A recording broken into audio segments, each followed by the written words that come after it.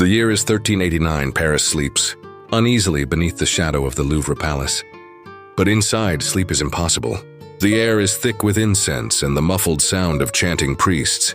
In one wing, a young queen writhes in labor.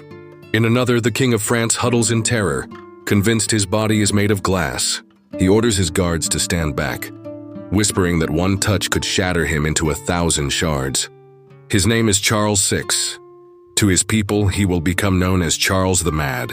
And on this night of screams and madness, a new life enters the world. A fourth daughter. She is named Isabelle. From the moment of her first cry, she is not seen as a child. She is a token, a living treaty, a coin to be spent in the dangerous game of medieval power. Do we deceive? Isabelle's childhood is not measured in play or laughter. It is measured in strategy. While other children learn their letters, she learns how to curtsy before dukes. While other little girls braid flowers, she is handed miniature dolls arranged in courts. Lessons in diplomacy disguised as toys. Her bedtime stories are not fairy tales. They are histories of treaties and oaths, of betrayal and survival. But even these lessons cannot protect her from the chaos of her own home. The Louvre, for all its gilded beauty, is a fortress of paranoia. Rival factions, the Armagnacs and the Burgundians, circle like wolves, hungry for influence over a king who slips in and out of madness. Isabelle grows up with the sound of locked doors, the smell of poison tests on food, the constant awareness that a wrong word could mean exile or death. She is 4 years old the first time she sees her father attempt to kill her mother, mistaking her for a demon sent to steal his soul. She is 5 when Treasury records quietly note the installation of iron bars on her chamber windows, not to keep assassins out, but to keep a child from jumping. Even then, she knows that death could be a kind of freedom. Do we deceive? Across the channel, another kingdom is unraveling. Richard II of England has buried his beloved queen. He is childless. His throne trembles under the weight of restless nobles and an empty treasury drained by war. He needs peace. He needs gold. And most of all, he needs a symbol. The French council sees their chance. A truce, a dowry, and an alliance can all be purchased. With Isabelle, she is 6 years old. Imagine the scene. Grown men in velvet robes sit around a table, discussing the body of a little girl. Too young, say the English envoys. Too fragile. Even in the 14th century, 6 is considered unthinkable. But the French reply with cold logic. If Richard takes her young, they argue, he can mold her entirely to his desires. She will be his in every way. Not wife, not queen, possession. The English demand to see her first, so she is brought before them, trembling, clutching her governess's hand. They study her posture, her teeth, the way she walks. One comments that she will ripen beautifully. The words hang in the air like smoke. She is a child being inspected like livestock. The deal is struck. 800,000 livres. Nearly 2 years of English royal income. In exchange, Richard II receives a child bride and a truce that promises nearly 3 decades of peace. But hidden in the contract is a clause that chills the blood. The marriage will not be consummated until Isabelle is of age, but Richard will hold all other rights of a husband immediately. Where she lives, what she learns, whom she sees, even the right to share her bed. At 6 years old, Isabelle's life is signed away with a stroke of ink. Do we deceive? When they tell her she is to be Queen of England, her first question is painfully simple. Can I bring my dolls? That is what she is. Not a queen, not a pawn. A child who still clutches her toys at night. The wedding preparations unfold with obscene splendor. 12 gowns, 40 ceremonial dresses, jewels from 3 generations of queens, all refitted for a body scarcely taller than the table.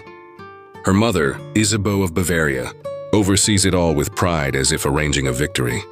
For once, she shows interest in her daughter, not from love, but from triumph. This is her masterpiece, a daughter sold for peace. Do we deceive? October 1396, the farewell ceremony at the Louvre is a theater of sorrow. Charles VI, in a rare lucid moment, blesses his daughter. He holds her so tightly they must pry her away. Witnesses say he whispers something in her ear that makes her sob uncontrollably. We will never know the words, but the echo of her cries follows her all the way to Calais. The journey takes 2 weeks. 2 weeks of a terrified child carried farther from everything she knows. She hardly eats. She barely sleeps. She grips her wooden doll until her fingers bleed.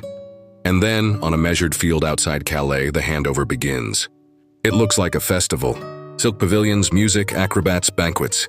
But beneath the pageantry, it is a hostage exchange. French nobles walk Isabel to the center. English lords meet them there. Latin words are spoken. Gold changes hands.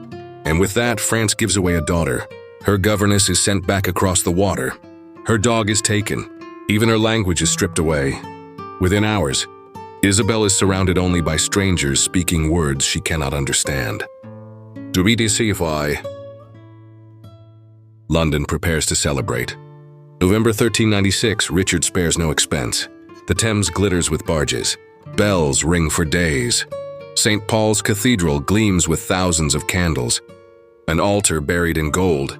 Nobles from across Europe crowd into the vast hall, whispering in awe. And then the doors open. A 6-year-old bride, drowned in robes of gold, takes her first steps toward the altar. The crown slips from her small head. The train of her gown drags behind, carried by attendants. To the audience, she looks like a doll dressed for display. At the altar waits Richard II, nearly 30 years old, tall, elegant, a man of power and culture. His nerves are not about morality, not about marrying a child. He worries only about politics. Whether this union will buy him the peace and obedience he craves. The Archbishop kneels to ask Isabel her consent. She cannot answer. Her lips move, but no sound comes. An attendant whispers the words in her ear until she repeats them, barely audible. "I will." 2 words that bind her forever. The ring is forced onto her tiny finger. She flinches at his touch. He kisses her forehead instead of her lips. The only mercy in the entire grotesque display. And then it is finished. She is Queen of England. The bells thunder. The crowd cheers. Coins shower the poor in celebration. And at the altar, a 6-year-old cries silently, bewildered why the world rejoices at her captivity. The feast at Westminster Hall is grotesque in its excess. 2,000 guests dine on gilded boars' heads and stuffed swans. Minstrels play. Acrobats perform. Isabel sits at a chair built high to make her appear taller, a queen in miniature. She does not eat. She stares blankly at the wall, her small hands folded in her lap. Then comes the bedding ceremony, modified but no less cruel. She is undressed to her shift, placed in a massive bed, still clutching her French doll. Richard joins her. The courtiers watch. The curtains are drawn. The night passes in silence. What happened, no one truly knows. But in the morning, her ladies find her huddled in a corner, mute. She will not speak for 3 days. And yet Richard surprises history.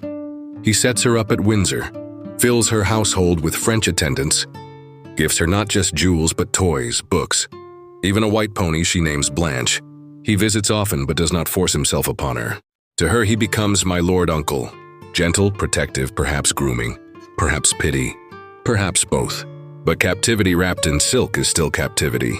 Isabel is paraded at feasts, taught to dance for ambassadors, displayed as proof of peace.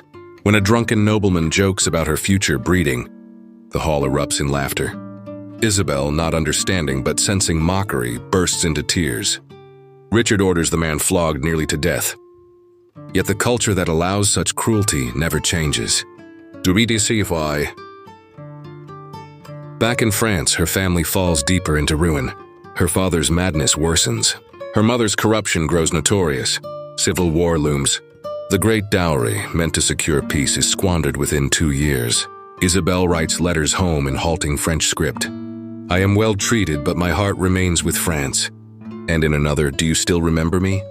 "I fear you have forgotten your Isabel." She is 7 years old and already feels erased. Then in 1399, everything changes. Richard's tyranny alienates his lords. His cousin, Henry Bolingbroke, returns from exile with an army. Richard is deposed. He is imprisoned in Pontefract Castle, where he starves to death or is murdered. And Isabel? She is only 10, a widow before she has even reached her teens. The English council debates her fate. Some suggest she remain in England, married off to Henry's son. But she refuses, in an act of defiance rare for her age. She declares herself still Queen of England, wife of Richard, and demands to return to France. After long negotiation, she is finally allowed to go home. She crosses the Channel again, but not as a child. She has lived a lifetime in 4 short years. In Paris, her tragedy continues. Her mother quickly remarries her, this time to Charles, Duke of Orleans. She is 11. He is much older. Once again, she is currency bound by treaty, but she has changed. She has learned survival. She carries herself not as a child, but as one who has seen the sharp edge of power. Her story fades into the background of France's endless wars. She dies young at 19 in childbirth. A life measured in exchanges, treaties, and losses. A life never her own. Isabel of France's story is not unique. She was not the only child bride of medieval Europe, but her tale exposes the rot at the heart of so-called civilization. Behind the glittering ceremonies, the golden crowns, and the poetry of courtly love, children were sold as weapons of peace. A 6-year-old dressed as a queen, forced to speak words she barely understood, paraded before thousands as if her tears did not matter. And perhaps the most haunting detail of all, when she asked if she could bring her dolls, the answer was yes. At St. Paul's Cathedral, as she stood at the altar beside a grown man, beneath a crown too heavy for her head, a doll waited for her in the palace chambers. The last fragile trace of the child she had been, vanishing into the machinery of kings.